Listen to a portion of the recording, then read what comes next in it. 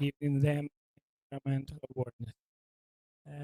So it is just the global picture, just to show that the center of our is the evolution of sustainability. So the code is all developed in Python. We developed the global model in Java, and we import it in Python. We use as a base platform the Passport-Pi framework, which is able to run simulation in parallel.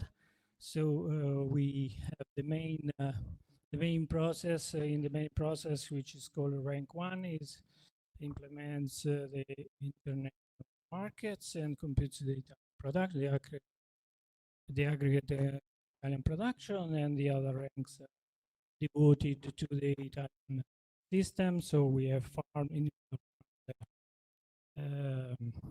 so just to give you the idea, we make very large international areas.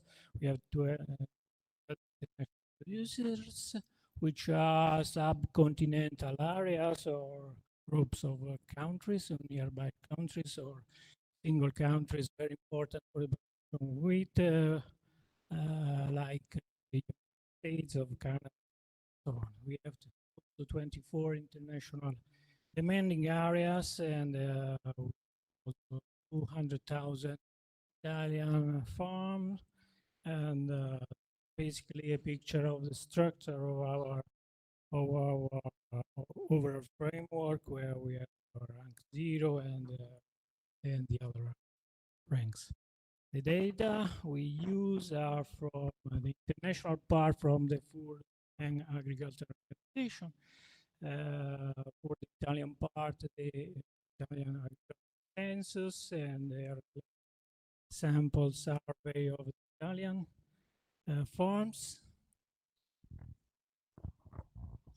Okay. And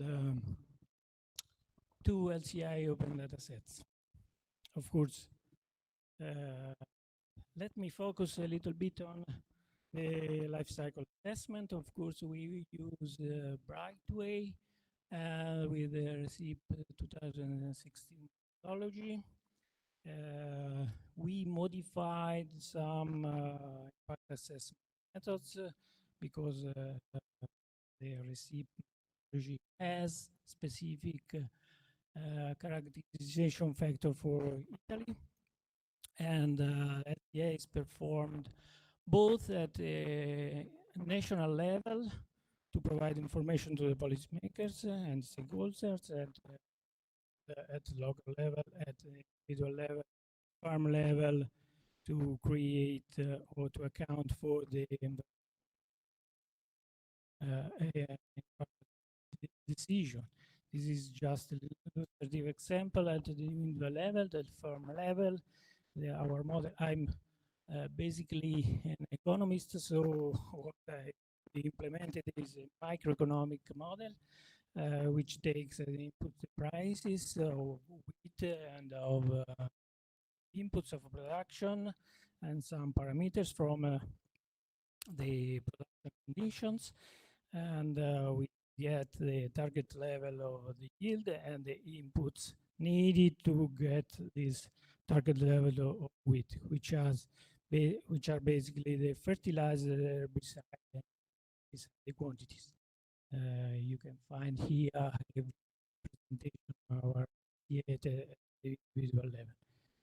Okay, I have just now to give you some details on how on the overall implementation, and in particular of how we implement our LCA.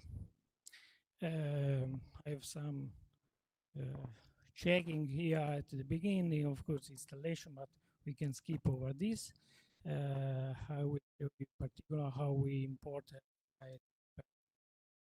data sets and create the WIT process, and some details on the terms of maximization, and then implementation of LCA at the individual level, and some troubles in our parallel implementation. Okay, so I want to tell you that I'm a very beginner in LCA, so what you will see is very rough, and I'm here to have suggestion, of course. So let me skip this part. Okay, so so this is the part where we generate our impact assessment methods. So this table shows you the Italy specific impact factors, the characterization factors, sorry, with respect to the one used in the tip. So let's go. And we regionalize these 6 methods and copied the other one, the other ones, and then we use open data sets. For example, the machinery, we get this data set from the Federal LCA Commons. We get this in, we can have this into format which is XML and JSON LD. And we decided at first JSON LD, we succeeded in importing JSON, but then something didn't want, so we switch back to the XML. Okay, is this what is going on? Should okay, and we write it in a database. Second one is the nitrogen process, fertilizer process. We take this from a scientific article from Brentrup and digitize it in a CSV file and import it in a Brightway. Okay, so this is write it in a database. And finally, we create our wheat production process, adding the machinery exchange, the fertilizer exchange, and so on. And we include the Vitogest database, which reports all the chemical product used in Italy. So well, the matching here was the code, which is in the Biosphere database provided by Brightway 2. Okay, farm profit maximization.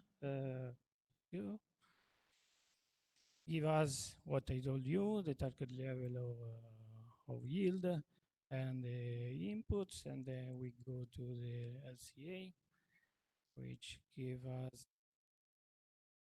the active principle use that are in the inputs, and finally the scores of damage to humans and damage to ecosystems.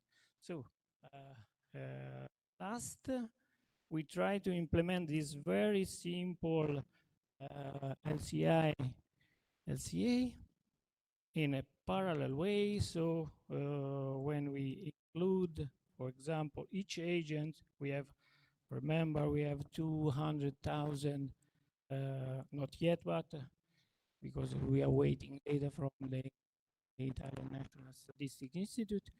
But when we try to do this for the single agent or the single farm and try to save their home values in the database, we get this error. So database is locked, maybe because several queries are done at the same moment. So the solution was go back to the basics. So we throw or save the metrics. So we run once the LCA using Brightway, We save the matrices in a Python file, and at last, this is what is going on.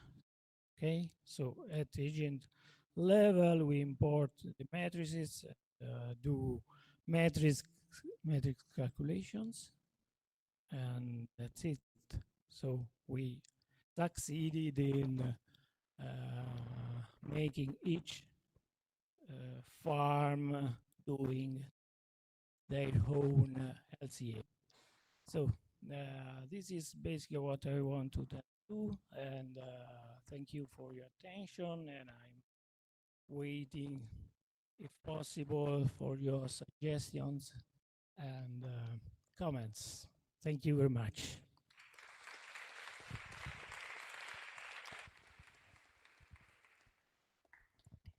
Thank you very much.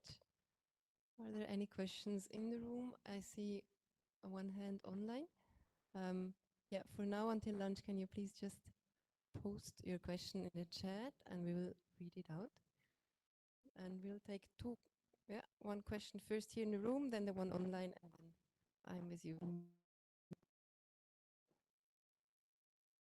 you for the presentation. I was wondering, it was a bit difficult to follow from in the back. I was wondering if your inventory, you feed them into the system one by one, or if you bulk generate inventories and treat them as a bulk. If so, how do you do it? No, inventories. We took databases from the federal commons, and the other one we took from the article by Brentrup. We digitized it in a text file and read in Brightway. So this is, and then the WIT process was made by us with the flow we had from the open databases.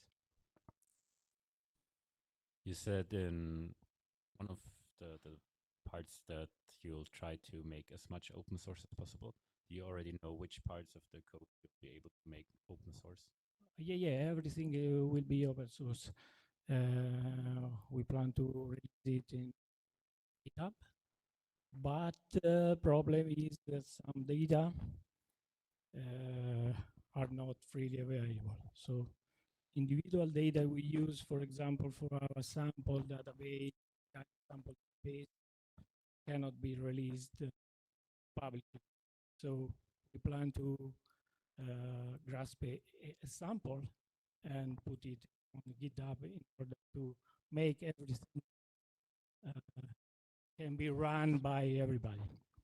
This is our aim. Hi. When you use LCA Commons datasets, you're saying, are you amending or represent Italian scenario full of electricity? So sorry, your question was if we are using Federal Reserve American data? Using LCA Commons, right? So the dataset is set up for the US scenarios. Right. There is also an open data set, CI data set for Italian, which is the outcome of the project.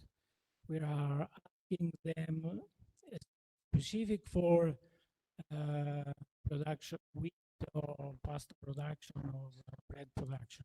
So we are asking to them, waiting for Italian inventory data sets. It's free. Hope they will really give us as soon as possible. Okay. Thank you. It's a bit a mess, but everything is so simple. Okay. Great. Thank you very much. Thank you.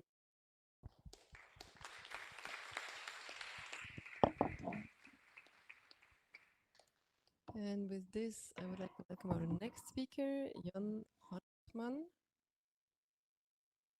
and he's going to talk about a very important topic to us about absolute sustainability and planetary boundaries, which I think is important when thinking about what does the LCA results actually mean out there.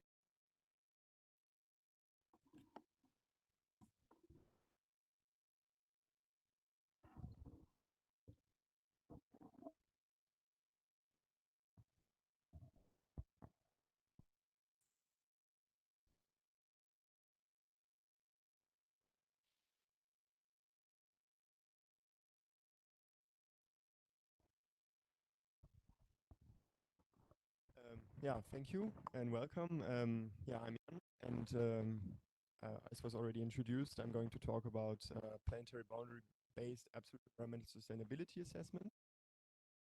Why are we talking about in LCA? Why are you using LCA? One reason, or the main reason, is because you want to use it as a decision-making tool by calculating different LCAs for different options of your system, and then compare them with each other and figure out which one should I choose. For example, you could ask, how do I provide heat for whatever, residential heat, for example. Am I going to use fossil fuels for that or biomass? And an LCA obviously is a very nice tool to answer this question. And if you look at climate change, you might say, obviously, I should use biomass, but then you use a different other categories. So, and then if you look at other categories, it's not so easy anymore. So you can see here that in other categories, suddenly biomass has a higher impact. So as we all know, that is known as burden shifting. And the problem of that is, if you want to make some decision on an alternative, it's very complicated because there's no best choice. So no dominant alternative, let's say, that has the lowest environmental impact for each category. And if that would exist, like a dominant alternative, we don't know if that is really sustainable. So to solve that problem, we could do an absolute environmental sustainability assessment. And the idea is actually pretty easy. We just get a red line, like a system-specific sustainability threshold. And then we can decide or see if our impacts are over or below that line. And that has some benefits. First of all, we can reduce the criteria that we consider for our assessment. We, for example, could say, in these categories, both alternatives have an impact that is below that red line, that is sustainable, so we can ignore that category for decision making. And obviously, the other benefit is that we can decide can figure out if there's any solution that is really sustainable. But of course, the question is, how do we determine the red line or this system-specific sustainability threshold? And that's where the planetary boundaries come in. For those of you that don't know, planetary boundaries is basically a concept, let's say, that our Earth or our Earth system has different Earth system processes that interact with each other and that determine our environmental conditions. We can define the so-called planetary boundaries as boundary values for control variables of each of these processes. So for a climate, for example, we have the control variable radiative forcing. We can say, okay, there's a certain limit that we cannot pass for radiative forcing. And then that can be then applied to all of these Earth system processes. And the planetary boundaries are pretty cool because they also, they try to holistically cover the Earth system, and then they match very well with this holistic LCA approach. And of course, they deliver sustainability thresholds for us. And just, this is where we are right now. It's always shocking, but yeah, let's try to change that. And the problem, though, is that these are sustainability thresholds that are defined for all of humanity. And then obviously, we don't always do LCA for everything, but just for one specific system. So we have to understand how can we allocate a share of that global sustainability threshold to the LCA system that we're analyzing. And to understand how we could do that, we can look at how the European Union is doing that, because they have a similar problem with the CO2 certificate. There's also a limited amount of certificates that has to be allocated to companies in the first step, and then afterwards they can trade it. but how do you allocate in the first step? And so far they have used two different approaches. One was based on historic emissions, so how much did companies past, and then how many certificates should they get based on that, and then also based on the ability to pay, so basically via auctions of selling these or giving out these certificates in the first place. And the problem of these two allocation methods is that it's not necessarily very just or fair, because they are both based on something historic, something that's why the principle is called grandfathering of allocation, because they're both based on past action of the companies. And I think especially for the emissions, you can understand, okay, just because you emitted a lot in the past, why should you be allowed to emit a lot in the future? So if we want to do this allocation, we want to do it in a just way and probably also in an efficient way. Why? Because we don't just have environmental sustainability, but also social and economic sustainability as well. So how can we do that? And for that, we can take an example. Imagine that there are two farmers and you have a bunch of land that you need to allocate between those farmers. How do you think you would do it the fairest way? I think everybody intrinsically would say everybody should get the same. That seems pretty fair. And that's also, the principle is called egalitarianism, the principle of distributive justice. And the goal here is to have an all equal allocation. Everybody gets the same, so equal per capita. The problem here, though, is that you can imagine that maybe one of the farmers is not very good at farming, and that's why he cannot use his whole land. The other farmer, though, might be very good and can actually farm more land than his own land. So if you would give him more land, the overall output would be higher. And that principle is called utilitarianism. So the general goal is to maximize the output or to maximize wealth or utility, and you allocate basically on how much each person or each individual is contributing to maximizing wealth. And then how does that look now into practice for allocating the safe operating space? We have this two-step approach. If we are looking at an LCA system or any system that we're analyzing via LCA, we first of all allocate to the individual. We say everybody should get the same, and then that system that we're analyzing produces something, provides something to the individual. What's the value relative to the general value that is provided? That's a bit abstract, and of course the question is how can we make that, put that into something to make it calculable, and that's one of the parts what my talk is mainly about. But so how does it look a bit more in an abstract way?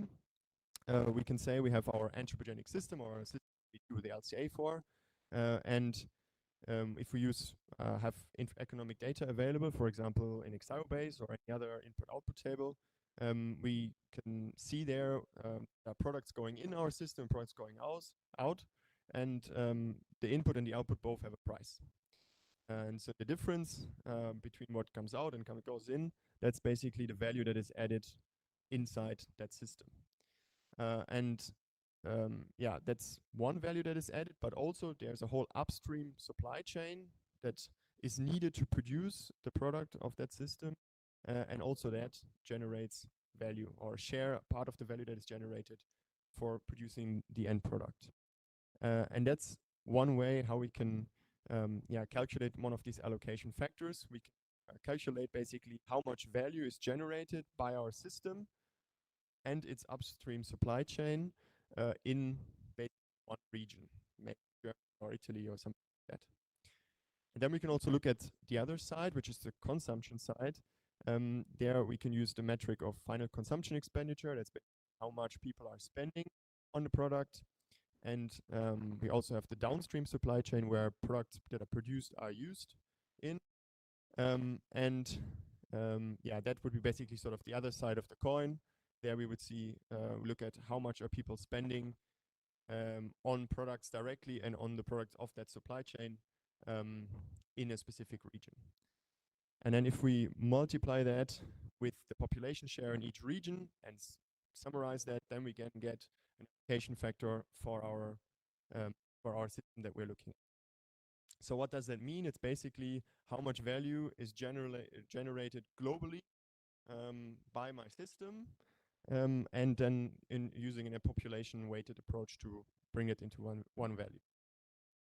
So doing that, we can basically combine it with the planetary boundaries and then figure out our red line. There's one problem though, to fully do an absolute sustainability. We have the red line already done. The planetary boundary categories are not exactly the same as the common ones in LCA. So yeah, how do we solve that? So first of all, yeah, as I said already, we can have to do our allocation. So if we go from the planetary boundaries down to our system-specific sustainability thresholds, and then we can do an LCA and also calculate the specific impact on that planetary boundary categories and understand if the system that we are looking at is sustainable or not. And as I said, there's one puzzle piece missing, and that's we need some characterization factors here, because the impact categories of planetary boundaries are slightly different or very different depending on which category to the ones that we are normally using. And that's what what I'm providing here in this research is the characterization factors for the elementary flows that are currently included or used with ECREVent 3.1 and also in the premise data or prospective databases that can be created with premise. And also the allocation factors for the different economic sectors in different regions. And to not just provide you with the data, I'm going to, that's the problem, I haven't finished in time for the conference, put it in a Python package where you can calculate the allocation factors basically by yourself for different years with different inputs, and also use the characterization factors in Brightway to then basically perform an absolute environment sustainability assessment, have all the tools available. So do I still have time? Maybe, yeah. Okay, then I'm just gonna go show you very quickly how that would look like. So when the package is then finished, basically okay, I hope to come back. Basically, you just set up your project in Brightway as you would normally do, and then you could simply import these life cycle impact assessment methods for planetary boundaries there. You can have to do that once per project. And you can also calculate your allocation factors, or you simply use the ones that are provided already, so you don't necessarily have to do that every single time. And what you can then do, I'm sorry, okay, is, and I can skip quickly there, you could, for example, define a system. Now in this case, I've defined, also wheat production but in Germany, and you can, basically get from the calculated allocation factors, you can get them from already previously calculated data, and then basically calculate an LCA as you would do usually, and get your multi-LCA scores, and based on that can calculate basically what's having that score, how much of the percentage of the global safe operating space exploited by the system, and putting these things together, and I think that's the easiest way to see here in the graph. You can again plot these nice graphs that I've mentioned in the beginning of my presentation, where you can see the different impacts on the different categories, and use the allocation factors within to then understand, okay, is my system below or above the sustainability thresholds? And as you can see here, wheat production in Germany would be, for example, depending on what you choose, in some categories sustainable, but in others. Okay, so, but yeah, this is something that hopefully next week I have this package or provide you with the code so you can do it yourself, and then don't have this error message coming up. So that's from my side. Thank you. And questions?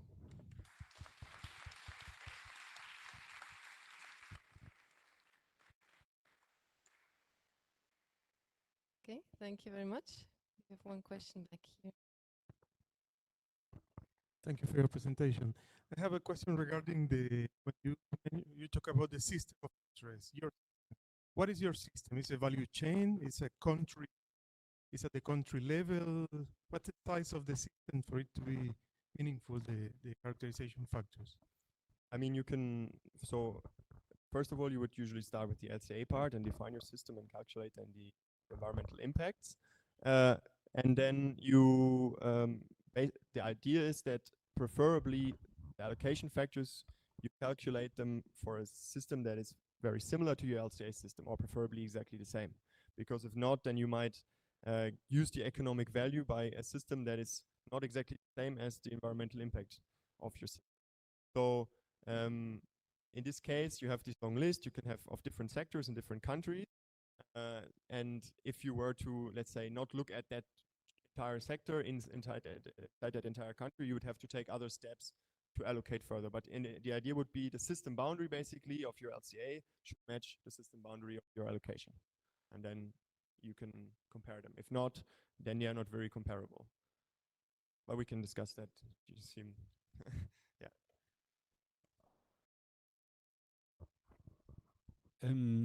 Thanks for the presentation. My question is about you talk about two principles, utilitarianism or egalitarianism. And I understand how, I think I understand how it is used, the utilitarian principle, like kind of allocating by value added generated by different inputs, but I didn't really understand how the other principle is used to create the allocation factors. Yeah, it's basically a combination of both approaches. So you calculate the value that is generated by your system of interest in each single region, and then you put this basically into a single value by multiplying with the share of the population in that region. And then you have a combination of that egalitarian and utilitarian approach.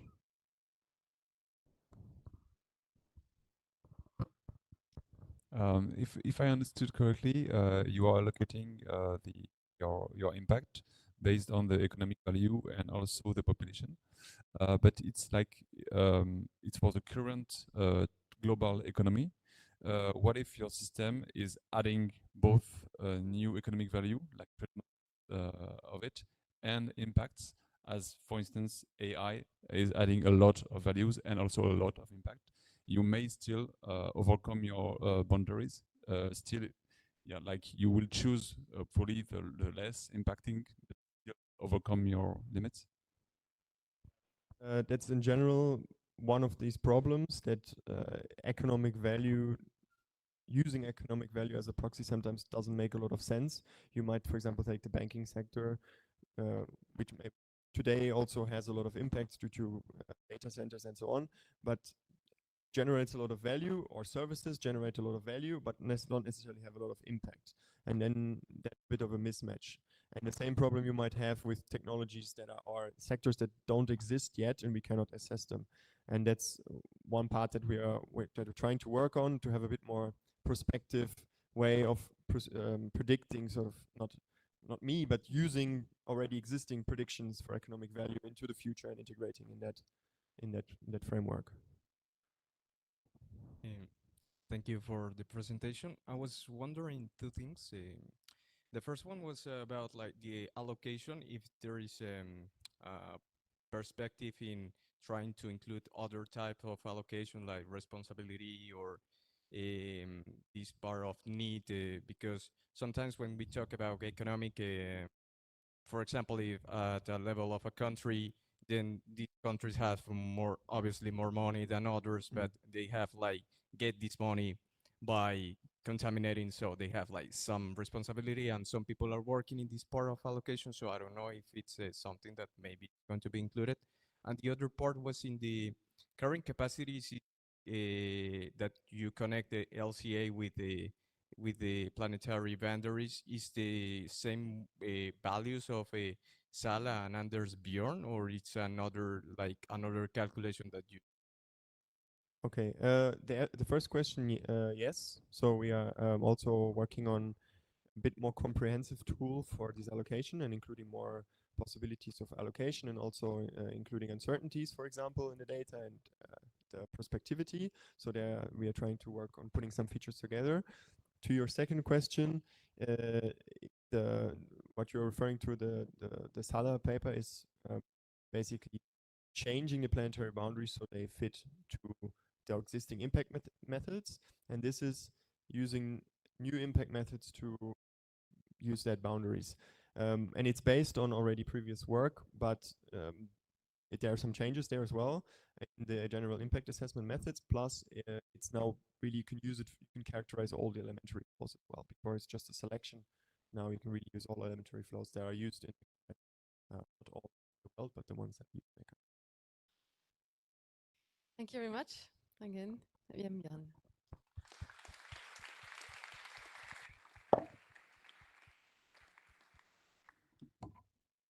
Then we welcome our last speaker for now because, so Augustin, Wattiez, welcome.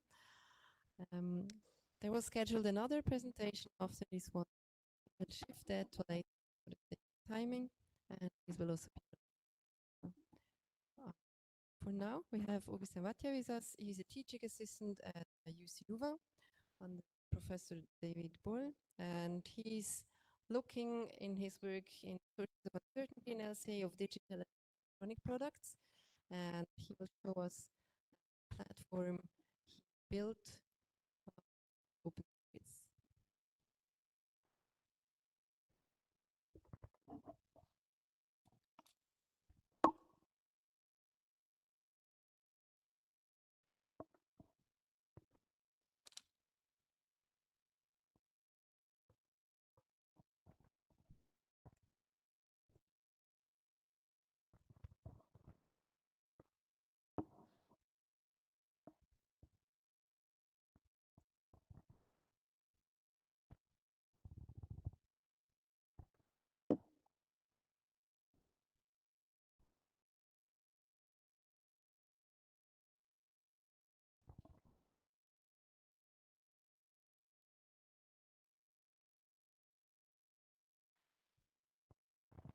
Okay, nice, perfect. Can you hear me properly in the back? Okay, nice. So nice to meet you. I'm Augustin. I'm from the UC Louvain University in Belgium, and I'm from a lab where we're focusing on the environmental impact of digital technologies. So the ICT, Information and Communication Technologies. And today we're going to focus on a specific component called integrated circuits. But first, let's talk about a bit of an overview on the ICT sector and our motivation to work specifically on integrated circuits. So the information and communication technology sector is split as a three-tier sector. And these three tiers working together, operating together, provide the foundation of our digital society. We have tier one, the user equipment, so the laptops, smartphones that you're using individually. We have the communication networks, operating the communication between devices and users. And finally, the data centers that allows us to store, process, and distribute the data. On the right-hand side, you can see some impact estimates at the sectoral level. And generally, the impact estimates lie between 1,200 and 1,700 CO2 equivalent, billion CO2 equivalent. And generally, it's about 2 to 4% of the global CO2 emission. But nowadays, this sector is raising like new environmental concerns in view of the rise of generative AI or the Internet of Things. You may have heard of IoTs. A particularity of the ICT sector is that we have a large contribution from the production, so-called embodied phase. And in our lab, we're focusing on this part. Why is it so important? Because if you open up a device, you will find a very specific and specified hardware called. You may have seen some PCB if you had a broken device and you open up your old PC. And on it are some small integrated circuits soldered. And these integrated circuits are really the hardware backbone of the ICT, because these are the components that allows for the communication, the storing, and the processing of important data. From like a black box perspective, an IC is a component that converts input to output. And now you might ask, why focusing on this particular component? Well, the reason is that we have a silicon chip inside. So if we open this black box, we have this silicon chip with the function that is implemented on it with transistors. And the environmental problem actually comes from this silicon chip. The silicon die area is the main impact driver for the integrated circuits, and it also appears more generally in the life cycle assessment of different digital products. So we can conclude with one first statement, is that LCIA estimates at the scale of a digital product are really sensitive to the silicon die area. Now, let's have a look at a real challenge. Unfortunately, the die area is hidden, because if you open your device, you find such hardware and the different integrated circuits, but with a protective package that really hide this information of silicon die area. And this package is really necessary to protect the die from like mechanical stresses or thermal stresses. So we cannot access directly this information. But if you have really good eyes, because here it's like a bit small, but you'll see some markings. There is a reference that you can Google, and very often you find all the data sheet. Maybe we could find some information there, but if you are in this sector, you know that it's really difficult to access manufacturing information from the ICT or the semiconductor sector, because these industries are really secretive and it's really difficult to get manufacturing data. Why? Because their added value is in their manufacturing process. And maybe a small story, I had a similar speech at a conference last year, and I thought that maybe if you work for a private company, such as Dell, the manufacturer, you would have access to this important silicon area from your manufacturer, from your suppliers.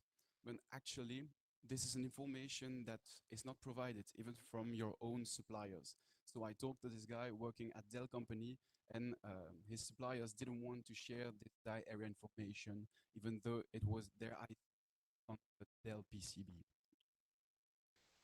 So we conclude with the second said statement: silicon die area is uncertain when modeling ICT products.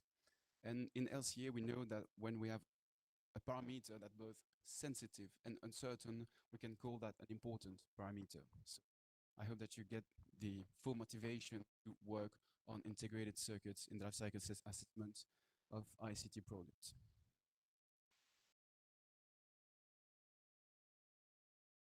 About silicon die area inside integrated circuits. Well, there's a possibility to measure it, and you need to reverse engineer the silicon die area hidden inside the package, either with mechanical grinding, X-ray imaging, or chemical decapping.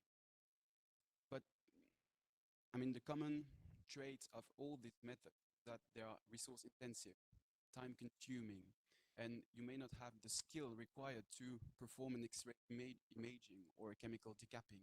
These are very particular skills. So in applied LCA settings, you will often use what's called a conversion factor, so to say a linear model with a zero intercept.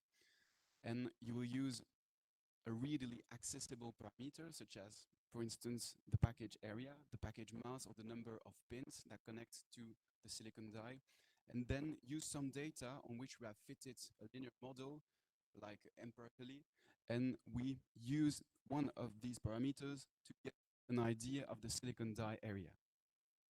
Unfortunately, these are really uncertain because die area trends are highly non-linear. Maybe you can have like different die area values for the same combination and configuration of IC. And this leads us to our research question.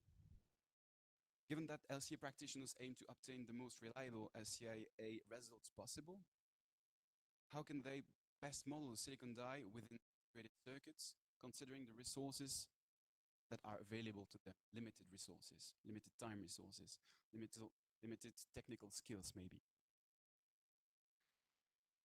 To answer this question, we use this following methodology. We have done like the measurement of 100 of die areas, like to be more specific, 491 die. We have collected their package like the package characteristics, package features, and centralized this information into one single database format of a huge data. Maybe it's a bit small for some of you, but let me like explain briefly how it works. We identify different devices like laptop, a tablet, and so on. Then we attributed a degree of device density and component density. We extracted information visually while the ICs were still stored on the PCB, like component markings or the package area. Then we needed to desolder the IC to count the pins, identify the package type, so different techniques, manufacturing techniques for packaging. We weight them, and finally use measurement techniques to extract the die area, because we had access to those specific resources for conducting chemical decapping. Now, most importantly here in the context of the Brightcon conference, this data will be open source and open to contribution, because it's really like, as I said, time consuming, resource intensive, and we don't want other people to do the effort twice. We want this data to be as usable as possible. Okay, so first with this data, we applied conversion factor to replicate the results from the literature. And we had more data, so we could draw more robust conclusion. And we observed that conversion factor, so to say linear regression with zero intercept, tend to underestimate dramatically, the die area of small ICs. And that's because the die to package ratio, the ratio between the die area and the package area, is lower for the large ICs that tends to drive the slope of linear models. So this motivates the need for non-linear models. We also observed that we can group the die to package ratio with respect to the package type in a relevant fashion. And ultimately, we also saw that we had a decreasing trend for the die to package ratio.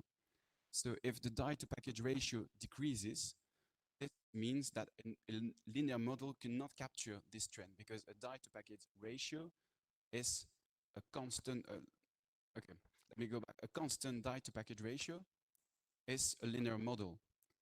So we would have here a straight line, a constant. Here we observe a decreasing trend. So a linear model could not capture this trend, this decreasing trend.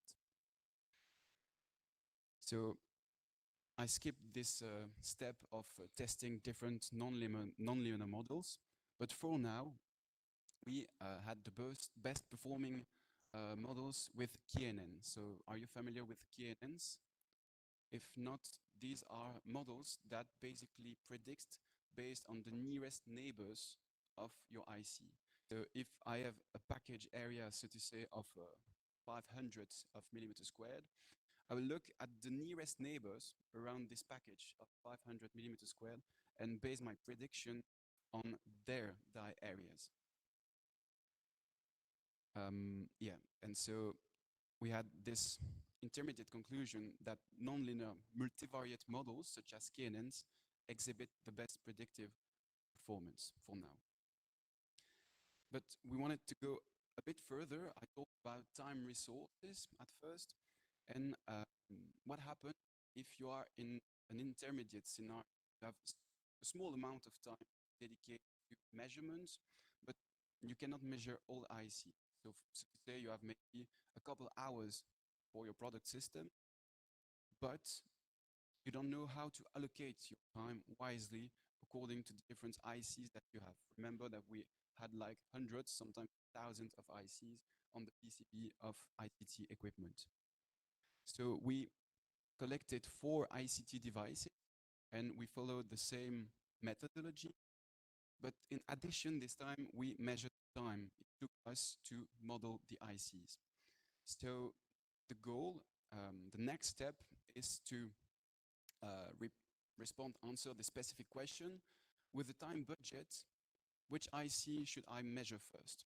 And we hope that the result will indicate whether we should focus first on, for instance, the duplicated ICs, the largest one, maybe some specific type of package, and provide LCA practitioners in that field with systematic guidance. Okay, so I reached the end of my presentation. Let's remember the 5 main message. So LCA results of ICT products are sensitive to the die area, but this parameter is uncertain. Measurement techniques are time-consuming and resource-intensive, but simple conversion factor failed to capture the data trends.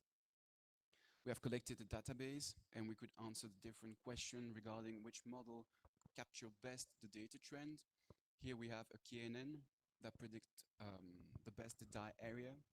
And finally, the next step of this work is to provide systematic guidelines and guidance to LCA practitioners when they have a complex system and a few time to allocate to their modeling.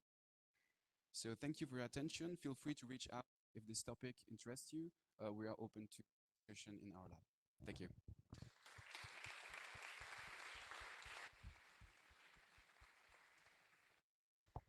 Thank you very much. Are there any questions in the room or on? Yeah.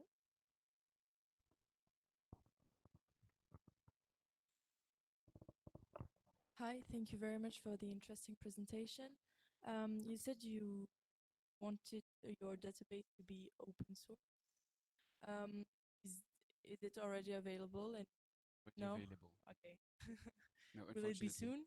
I was expecting this database to be open source for the Brightcon, but it was super challenging to get things done, and I really discovered this area of sharing data. When you work for a company or university, you need to have these official steps of, okay, we have collected the data in the context of a research project. We need to inform that this data is collected with this research project. So I wasn't aware of those tedious steps to share the data. Thank you. Are there other questions in the room? Everyone hungry. So then, thank you very much. Thank you.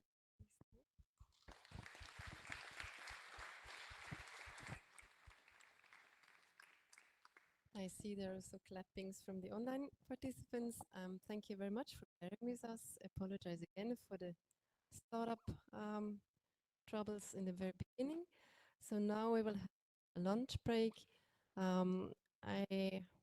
We will just shorten it a little so that we can start over again at 1 Central European Summer Time.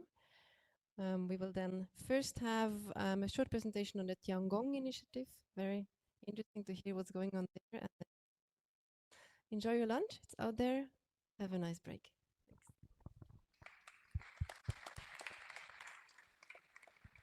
And the one with the wallet, don't forget you.